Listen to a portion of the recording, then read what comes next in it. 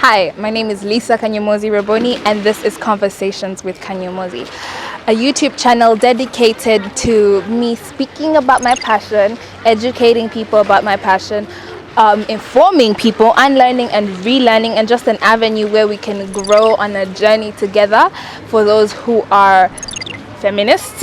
Yes, so this is a YouTube channel purely dedicated to feminism in Uganda, feminism in Africa, and targeting questions around African feminism. So if that's anything that you are very interested in learning about, I would like for you to subscribe to my channel, friend. What is feminism? It's a question that's usually asked. Feminism has very many different definitions, but there's always the core of the feminist work, and then different people are able to coin terms. My favorite definition of feminism was coined by Bell Hooks, who was an African American author and writer. And basically, feminism is the anti-sexism, sexist exploitation, and oppression.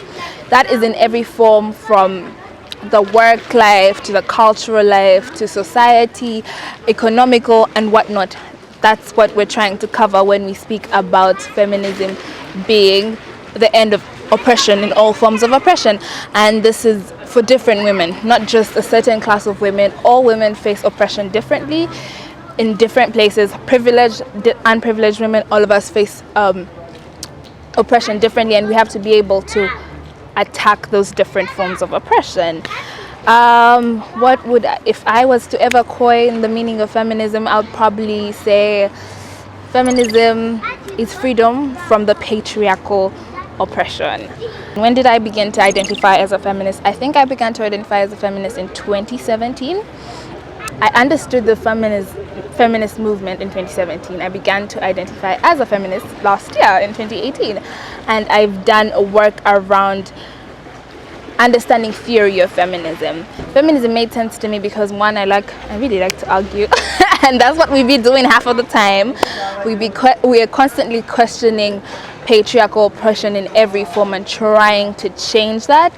And that obviously comes with a lot of arguing with people who do not want to let go of their power, especially men. So I've always been not of the view of very conventional things that I'm supposed to succumb to just because I was born a woman.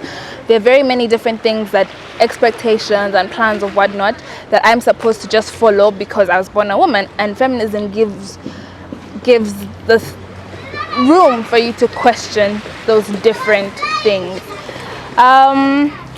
Why I did, again, this ties into that. It was a form of freedom, if that makes sense.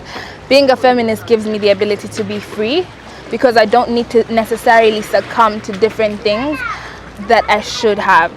Being a feminist means I have to unlearn very many things, so it's a very difficult journey as well, because at times you're comfortable with dealing with things.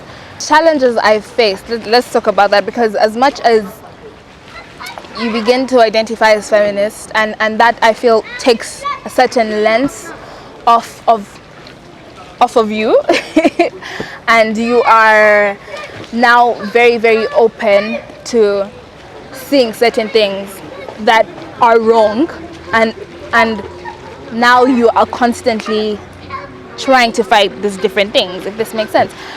And also, just you begin to see how much the world hates women, and this is in simplest terms.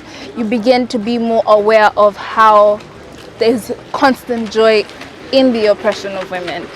And in the beginning, that was traumatizing, because I'm very active on Twitter, and you read different stories of rape, you read different stories of how women are being abused, you read different stories, different situations where women are being treated less than human and not equal. And reading that and knowing that, today it's this woman going through this, tomorrow it could possibly be me, or just the fact that there's any pain and hurt that's being felt by women, and there's nothing that's being done, and everyone is blind to it, or they are understanding of it, but they don't want to do anything necessarily. it set me down a dark path for a little bit, because everywhere you see, you're seeing problems, and you're seeing, oh my gosh, now this, and then there's nothing you can do to necessarily take away the oh my gosh factor, and that gets very annoying. And I had a conversation with a few friends of mine, and we were speaking around a quote: "I am not free unless every woman is free, and even when her shackles are different." And this was a quote by Audre Lorde, and we were explaining how, and someone gave an analogy of how if we're all women, different backgrounds, different battles we're facing, if I am able to release myself of one chain, I cannot then just go and be free if there's another woman who has a chain. So it's like a circle of, you break yours and you help break another woman's and you help break another woman's. And a friend of mine says, so does that mean we shall never be free because we're constantly breaking chains? And my response, well, it was a hard question, because it does make sense, because oftentimes in the feminism journey you realize that you're always going to be fighting for something, and that can get very tiring quickly. But there's solace in understanding that as long as you're fighting, however much tiring that can be, once upon a time there were women before you that were going through the same fight, and because they did not stop fighting, you're able to have the privileges that you have now. Those chains have been broken in this time. So I'm not necessarily fighting for my freedom only, I'm fighting for freedom of women to come, if this makes sense. Another challenge with feminism is unlearning. We live in a patriarchal society. We are conditioned to be patriarchy princesses. We are conditioned to play the other, basically, and that comes with different things from that you have to deal with. And on this journey, I'm going to be able to unpack what I've had to unlearn, what I'm still trying to unlearn and working towards unlearning, as well as what I've been able to learn because of the feminist journey. And I think those would be my biggest challenges to go in line with the feminist journey. The beauty of being a feminist, honestly, you know how I always like using Christianity because it's also a belief system, whereas feminism is not a belief system, by the way. It's a politic, friend. It's a politic. But when people find God and Jesus and all these things, and it transforms their lives and they're happy and whatnot, now do that, but with feminism.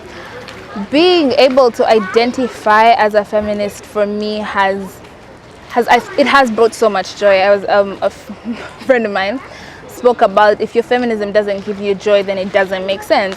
And I feel that too, in regards to how that has been able to transform my life. Me releasing myself to different shackles that are, different expectations that I'm supposed to own and wear, and being able to unburden that is so much joy. For example, I hate the idea of marriage. I hate the idea of marriage. It literally suffocates me, and feminism has helped me be able to question, does that make sense? And if it doesn't, then why exactly would I be doing that? So that's something that I have been able to release myself of. So this is what we're going to be doing on the YouTube channel. I'm just going to come here every week and talk about feminism.